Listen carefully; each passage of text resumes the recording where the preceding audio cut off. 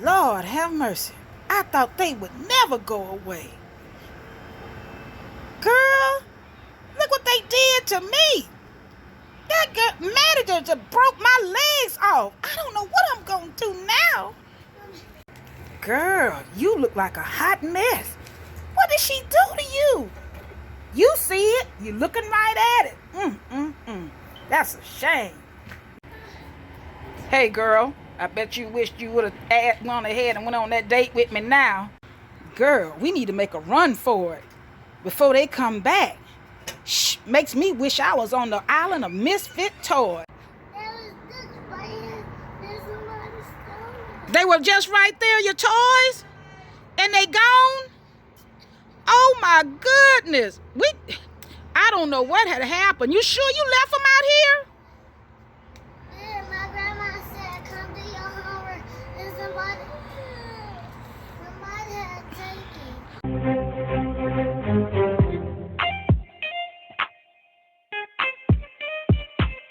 You had a hard day, grinding the day away, looking for something new with a fresh point of view.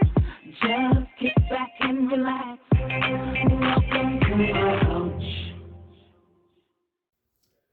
Good morning.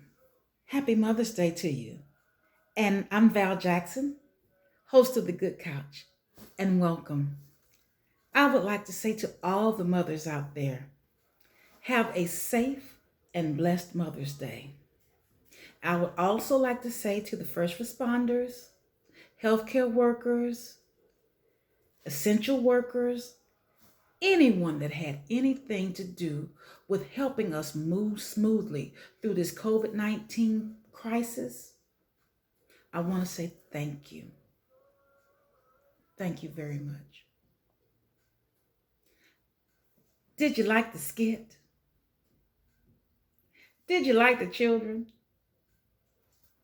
I would like to give a special thanks to Mason and Maddie Knight.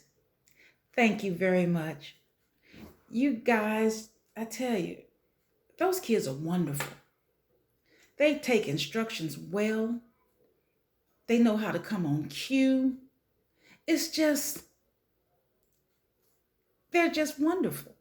And I enjoy working with them each time. Each time they surprise me.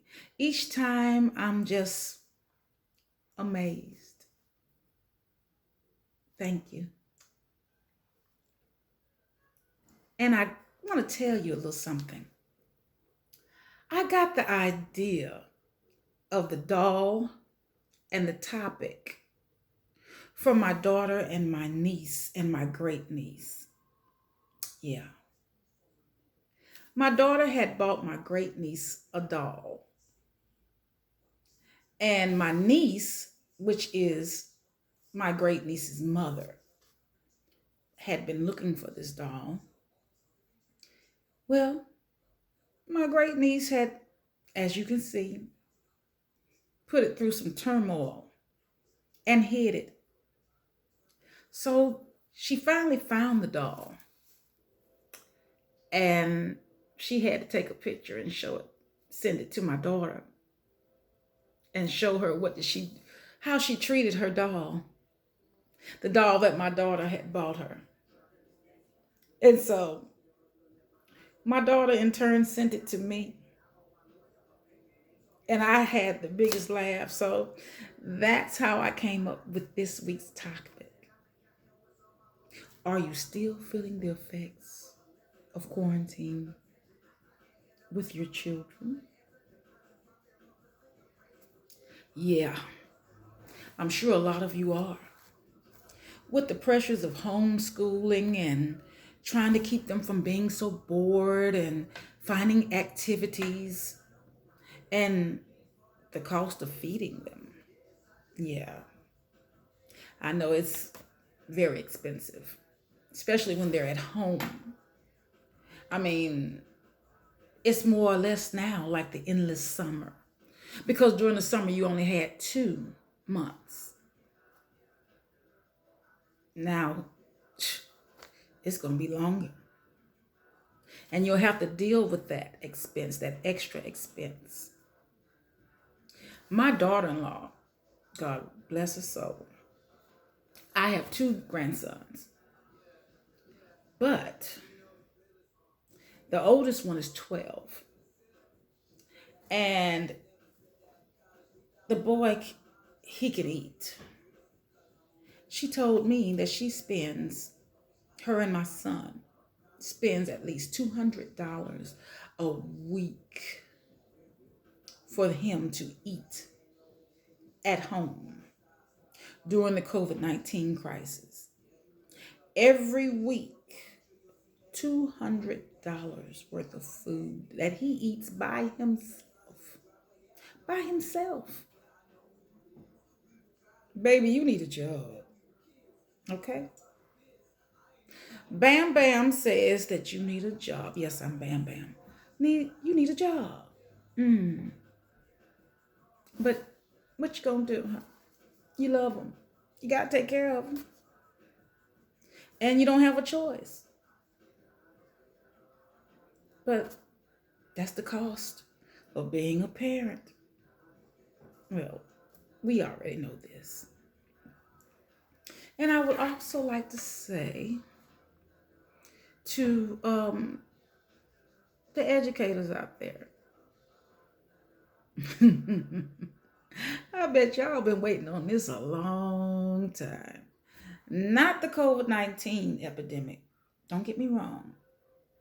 But I know that most of you educators out there for years have been wishing that we would find out what it takes to be a teacher, to deal with your children after you drop them off for 8 hours a day or more with us, the educators, which I'm not an educator. But I worked in that field as far as being around the children. I was the cafeteria lady. So I used to see everything, okay? Hear everything. I mean, it's not easy. It's not easy. And with all of these different little personalities and this and that going on, hey, it could be stressful. Very. So I understand. But just imagine what they have to go through with maybe 20, maybe 25 children in a classroom. And you might just have one child. Now, I know it can be challenging if you have more than one child in the household and you're trying to homeschool them. But just imagine what they are going through or what they've been through. I bet you have a better respect for the educators now, don't you? Yeah, I know you do. And you know what? I think you need to lobby for them to have a raise. Yeah, get a raise.